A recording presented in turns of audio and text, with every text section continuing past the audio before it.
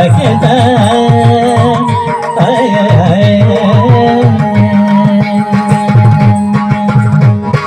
सनी धनी तगम तगजम तगता धनी सा सनी धनी सा झुम तगम तगजम तगता नीर गमग धरी धग तगजड़ू झुम दिवि धम बाबा बाबा बाबा धनी धनी निदा धरी गिण गोदा तगड़ती गिण गोदे नीर गमग बाबा धनी सांचे तम तगड़ जम तगता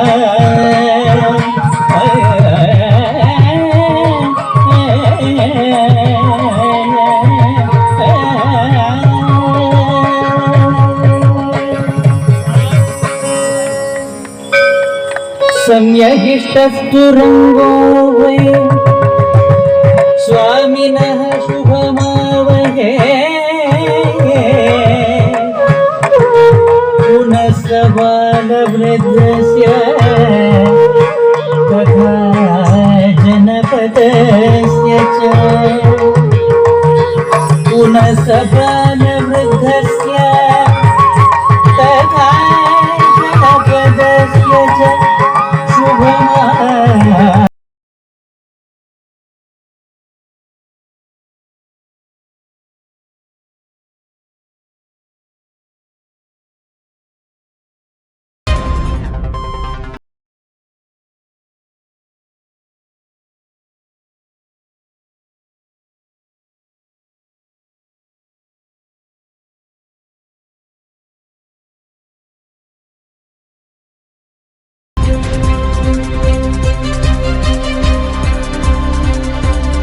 यह 4 दिवसीय कार्यक्रम है। ऐसे ऐसे कार्यक्रम होने से हमारी मिथिला की संस्कृति जो है वो पूरे देश में मतलब मिथिला और मैया सीता का 3 देश से जो है कनेक्शन है, अपने भारत हिंदुस्तान से, मिथिला से, नेपाल से और श्रीलंका से। यह तीनों देश के प्रतिनिधि यहाँ श्रीलंका के जो राजदूत है भारत में खुद आए और उन्होंने कहा भी है कि कुछ जो है इस पर होना चाहिए, रिसर्च होना चाहिए और नेपाल से भी आए हैं। तो ऐसे ऐसे कार्यक्रम होने से मिथिला को जो है पूरे विश्व में, पूरे देश में और जानने का अवसर प्राप्त होगा। मिथिला की संस्कृति, मिथिला के लोग तो पूरे और ज़्यादा से ज़्यादा प्रचार होगा और अगली पीढ़ी भी मिथिला को जाने, जो हमारी यहाँ लिपि है, जो हमारी संस्कृति है। ऐसे ऐसे कार्यक्रम होने से और मैं बहुत बहुत धन्यवाद देना चाहता हूँ मिथिला लिटरेचर फेस्टिवल का जिन लोगों ने ऑर्गेनाइज किया है। इससे जो हमारी संस्कृति का भी प्रचार प्रसार होगा, हमारे इतिहास का भी प्रचार प्रसार होगा और मिथिला को भी जानने में और लोग जो है ज़्यादा जान पाएंगे ऐसे कार्यक्रमों से। सर पीएम भी बोलते हैं कि वोकल को वोकल रामायण काल से और जब से हमारी सरकार नरेंद्र मोदी जी की सरकार आई है तब से मिथिला पेंटिंग हो या मिथिला का मखाना हो या जो भी हो, मिथिला को जो है पूरे विश्व में प्रसिद्धि मिली और यहाँ मिथिला को विकास के पैमाने पर भी आगे बढ़ाने का काम हमारी सरकार नरेंद्र मोदी जी की सरकार कर रही है। जो यहाँ एयरपोर्ट बना है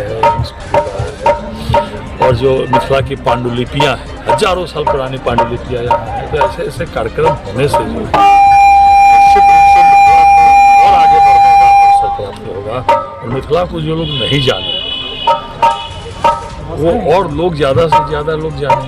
और प्रधानमंत्री जी तो वोकल को वोकल कर रहे हैं, चाहे वह मिथिला की शिक्षा हो, मिथिला की संस्कृति हो, मिथिला की लोक गाथा हो, चाहे मैथिली भाषा हो, चाहे मिथिला का खान पान हो, चाहे वह मखाना है या और सबको जो है आगे बढ़ाने का काम प्रधानमंत्री जी कर रहे हैं। ऐसे ऐसे कार्यक्रम होने से और बृहद स्वरूप में मिथिला का जो है दर्शन लोगों को पहुँचा पाएंगे। पीछे मिलिंद मारागोड़ा जी थे, पत्नी के साथ जेनिफर मारागोड़ा, और साथ ही हमारे साथ जो संस्कृत विश्वविद्यालय के कुलपति प्रोफेसर शशिनाथ झा, जेएनयू से प्रोफेसर रमानाथ झा, CIIL के additional director professor Narayan Chaudhary, और साथ ही जो है वो हमारे माननीय विधायक संजय सरावगी जी हैं और पद्मश्री डॉक्टर उषा किरण खान जो हिंदी और मैथिली दोनों ही साहित्य को एक तरीके से अपना, ये सारे हमारे बीच में हैं। नेपाल से हमारे बीच में बहुत अहम कलाकार हैं, ऐसे सुमन जी हैं और प्रोफेसर रमाकांत यादव जी हैं। तो बहुत सारे जो हमारे माननीय अतिथि हैं, जो बहुत बड़े स्कॉलर हैं, सारे उपस्थित हैं हमारे बीच में।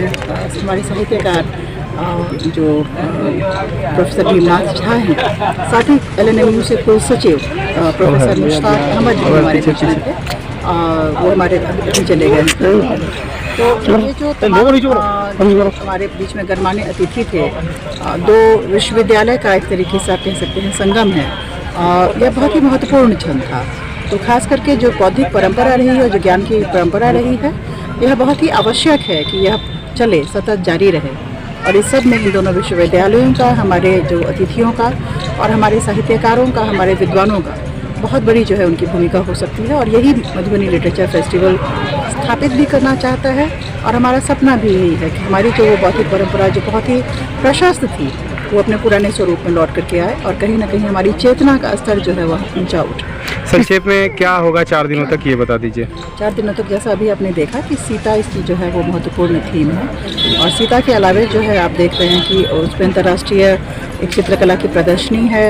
बहुत सारे हमारे बीच में सीता पर आधारित जो है रामगोपाल बजाज आएंगे, कनुप्रिया शंकर पंडित आ रही हैं, तो उनके काव्यांश पाठ होगा सीता में, बहुत सारे कवि सम्मेलन होगा, बहुत सारे अकादमिक सत्र होंगे।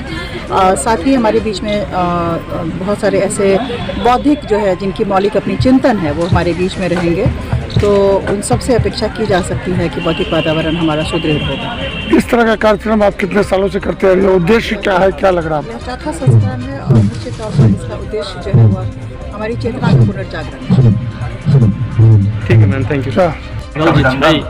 ई बेर सविता झा ठाम आबि कऽ कहलनि जे ठाम होइ छै, नाम छै मधुबनी, लेकिन ई पूरा मिथिलाके प्रतिनिधित्व करै छै। हम बोले से कोना मधुबनी नाम छै तऽ हम कोना दिया अहाँके? ओ कहने जे एहिसँ पहिने भेल छल बनगाँवमे, सहरसामे, और ई पूरा मिथिलामे हैत आयोजन अछि, हमरा स्थान दिअ। हम एकर देखने छी, एहिसँ पहिने जे होइ छलै आयोजन देखने छी, बड़ा एकर भव्य आयोजन होइ छै और व्यापक आयोजन होइ छै।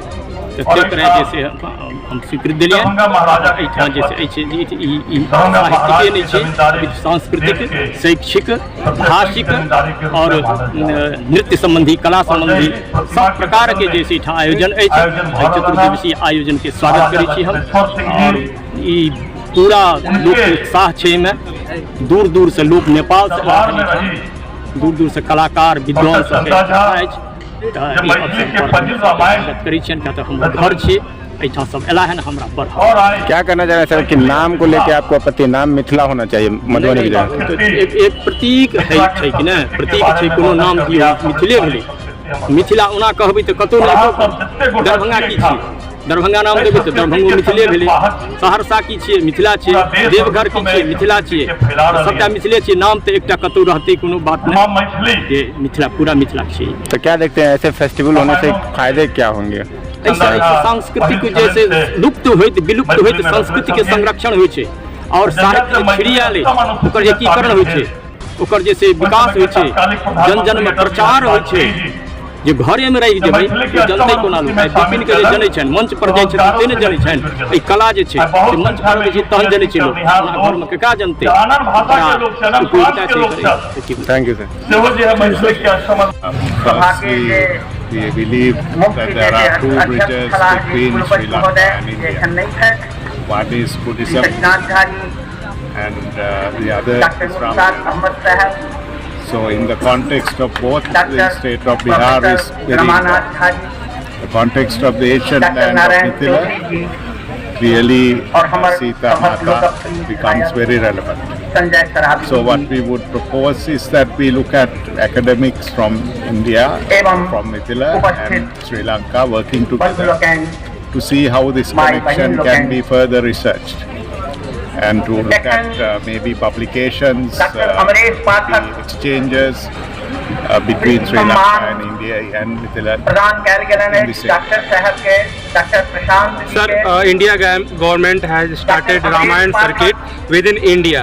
Do you think Sri Lanka is also contribute in this project, and Sri Lanka also should be create a bridge in this Ramayana circuit? Since 2009, the Ramayana circuit has included Sri Lanka. In fact, there are many tourists coming to Sri Lanka as part of the Ramayana circuit. In fact, 20 to 25% of tourists coming to Sri Lanka from India. All tourists coming to Sri Lanka from India, and many do come as part of the Ramayana circuit because there are many Ramayana sites in Sri Lanka as well.